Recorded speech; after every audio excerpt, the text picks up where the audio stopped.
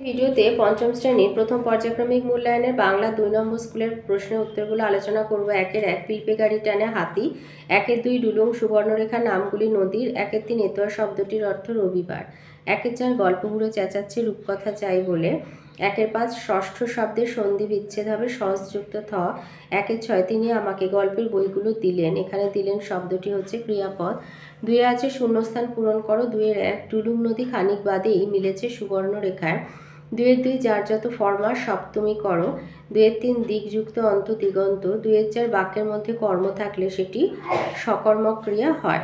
৩-এর দাগে আসে, এগুলো ১ নম্বরের। ৩-এর ১-এ দিয়েছে একটা আনন্দেরই কাজ হয়ে দাঁড়ালো। এখানে জোয়ানদের কথা বলা হয়েছে, হাঁস দুটোর দেখাশোনা করার কাজটাকে তাদের কাছে আনন্দের কাজ হয়ে দাঁড়ালো।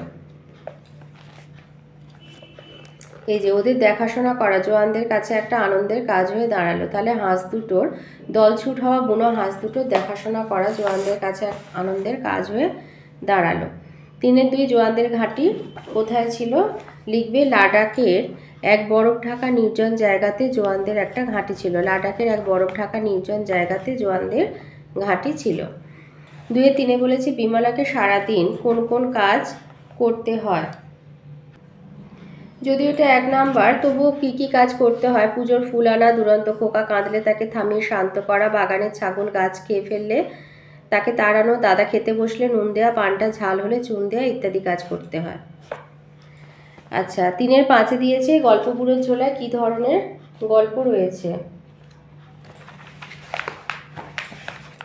লিখবে সুনির্মল বসুর গল্পগুলো কবিতায় যে গল্পগুলোর কথা বলা হয়েছে তার ঝোলায় নানা ধরনের গল্প রয়েছে।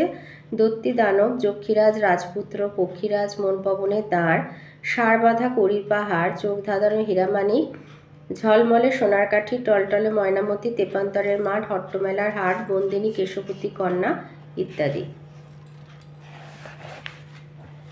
৩-৬ হাবু কোথায় গিয়ে কার কাছে নালিশ জানিয়েছিল? হাবু থানায় গিয়ে বড়বাবুর কাছে নালিশ জানিয়েছিল।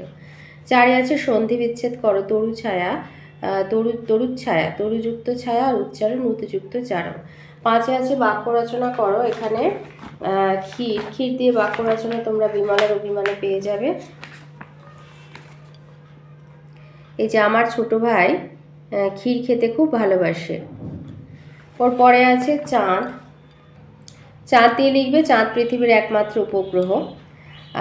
৫-এ হচ্ছে নালিশ, নালিশের জন্য বাক্য রচনা ছোটদের নামে বড়দের কাছে নালিশ করতে নেই লিখতে পারো, বা আমার ভাই সবসময় আমার নামে আমার মার কাছে নালিশ করে, এটা লিখতে পারো। এখানে যেমন আছে ক্লাসের ছাত্রটি তার বন্ধুর নামে শ্রেণী শিক্ষিকার কাছে নালিশ জানালো।